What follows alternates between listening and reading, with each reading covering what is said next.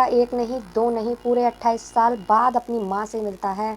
और जब उसे अपनी माँ की हकीकत का पता चलता है, बिल्कुल ही अकेली पड़ गई थी उसकी माँ, किसी ने उसका साथ नहीं दिया था।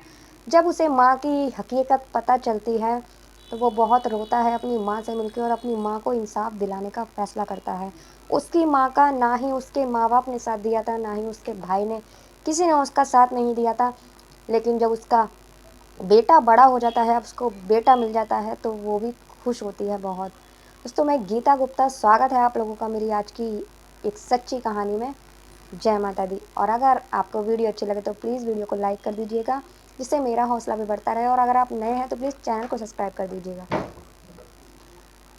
दोस्तों, ये कहानी उत्तर प्रदेश की है। वहाँ एक लड़की हुआ करती थी जो कि अपने दीदी और जीजाजी के यहाँ रहने के लिए जाती है। जब वो वहाँ रहने के लिए जाती है तो उसके जो जीजाजी थे वो सरकारी नौकर थे, सरकारी नौकरी किया करते थे, और जो उसकी दीदी थी वो भी नौकरी किया करती थी। तो वो दोनों काम पर चले जाते थे और वो घर में ही रहती थी।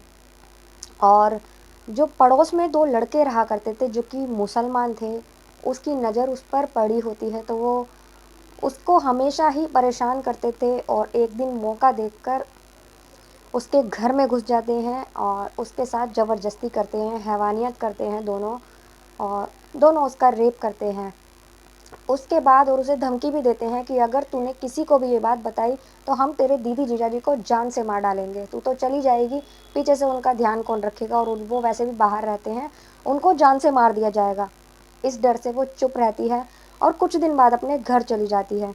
जब वो अपने घर चली जाती है, इसमें मैंने आपको लड़की का नाम नहीं बताया है।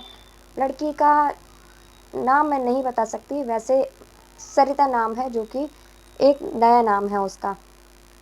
तो वो अपने घर चली जाती है। जब वो अपने घर चली जाती है तो जब उसकी माँ को, उसके पापा को पता चलता है कि हमारी बेटी प्रेग्नेंट है, तो वो बिना कुछ पूछे उससे बहुत मारपीट करते हैं उसके साथ, और उसे बहुत डांटते हैं। लेकिन जब बेटी सच्चाई बताती है अपने माँ बाप को, तब भी वो उसका साथ नहीं देते। वो कंप्लेंट कराने की जगह और उसको बोलते हैं कि इस बात को यहीं ख़त्म कर दे और ये बात किसी को मत बताइए। अपनी बेटी को शांत कर देते हैं। कुछ दिन उसको घर में रखने के बाद जब उसके बच्चे का जन्म होता है, वो एक बेटे को जन्म देती है, तो उसके बेटे को कहीं और भेज दिया जाता है उसको पालने के लिए। और ये 1994 की घटना है। और 2000 में उसकी शादी कर दी जाती है, उसकी शादी कर दी जाती है। तो वो अपने घर अपने पति के साथ खुश रहती है। और जो वो बच्चा था वो भी अब धीरे धीरे बड़ा होने लगता है। जो उसका बेटा हुआ था, वो जिनके घर रहता है, जिनको दिया था, उन्हीं को अपना माँ बाप समझता था। जब वो धीरे धीरे बड़ा होने लगता है और इधर ये भी अपने पति के साथ बहुत खुश रहती थी, इसके भी एक बेटा होता है। लेकिन इसके 4-5 साल बाद बेटा होता है, जल्दी से जल्दी नहीं होता है। शादी के 4-5 साल बाद बेटा होता है। और जो इसका बड़ा बेटा होता है, जो कि रेप से था, वो धीरे धीरे बड़ा होता जाता है। और जब वो 23 साल का हो जाता है तो उसे अपनी हकीकत पता चलती है कि मेरे ये माँ बाप सगे नहीं हैं, मेरी माँ कोई और है। जब उसे पता चलता है तो वो उन लोगों से पीछे पड़ने लगता है कि मेरी माँ कौन है, मेरी माँ कौन है। तो वो उन्हें मजबूरी में आकर उन्हें बताना पड़ता है। और उसकी माँ, और जहाँ पे उसकी शादी हुई होती है, उसके एक बेटा भी हो जाता है। तो उसके पति को भी उसकी सच्चाई पता चल जाती है, तो वो उसे अपने घर से निकाल देता है। जब वो उसे अपने घर से निकाल देता है तो वो अपने माँ बाप के पास जाती है और वहाँ अपने बच्चे के साथ रहने लगती है।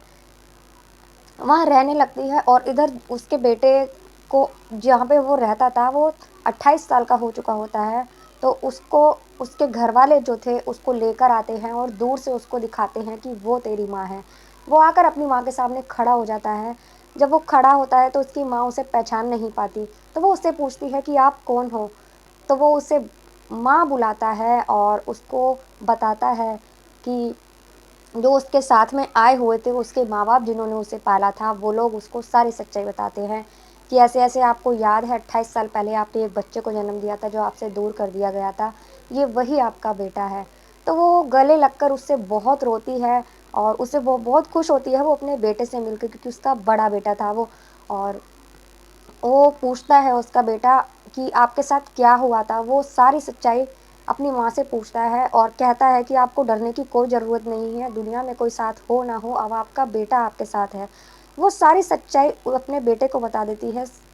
तो उसका बेटा कहता है अब आप चिंता मत करो माँ, और अब मैं आपके साथ हूँ, मैं आपको इंसाफ दिलवाऊंगा। तो उसकी माँ की आंखों में एक नई चमक आती है, क्योंकि अब तक कोई साथ नहीं था, किसी ने उसका साथ नहीं दिया था परिवार वालों ने। तो वो जब सारी सच्चाई बताता है तो वो वहीं जाता है, उन लोगों का पता लगाता है, उन दोनों भाइयों का, और एक वकील करता है, वकील को सारी बातें बताता है। वकील की आंखों में भी आंसू आ जाते हैं ये सारी बातें सुनकर। लेकिन वकील कहता है इस बात को इतने साल हो चुके हैं, 28 साल हो चुके हैं, अब इस केस का कोई फ़ायदा नहीं है, बहुत दिक्कत होगी, ना कोई सबूत है ना कुछ है। फिर भी वो हार नहीं मानता, इस केस को कोर्ट तक पहुंचा ही देता है। जज के सामने बोलता है। जज कहता है कि हमें सबूत चाहिए, सबूत कहाँ से लाओगे? तो वो लड़का बोलता है कि आपको मैं ला के दूंगा सबूत, जिन लोगों के ऊपर मेरी माँ इल्ज़ाम लगा रही है और वो साफ साफ मुकर रहे हैं, आप मेरा डीएनए टेस्ट उसके डीएनए टेस्ट से मैच करवाओ, उन दोनों में से किसी ना किसी का मैच ज़रूर करेगा तो सच्चाई आपके सामने आ जाएगी। तो कोर्ट में ऑर्डर आता है, उन दोनों का डीएनए करवाया जाता है, इस बेटे के साथ दोनों का ब्लड टेस्ट करवाया जाता है। तो उसका जो बड़ा भाई था, उस लड़के का जो वो दोनों ने रेप किया था, उसका उसके बड़े भाई का डीएनए मैच हो जाता है। तो दोनों को सज़ा होती है और वो अपनी माँ को इंसाफ दिलाता है।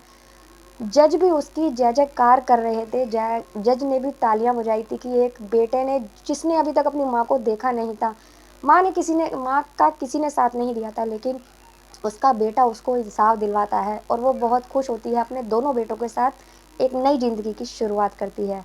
अब उसे इंसाफ मिल चुका था। दोस्तों, कैसी लगी आपको कहानी? अगर आज की कहानी आपको अच्छी लगी तो प्लीज़ और कमेंट कर बताना। मिलते हैं अगली किसी वीडियो में एक नई सच्ची कहानी के साथ। तब तक के लिए बाय बाय। जय माता दी।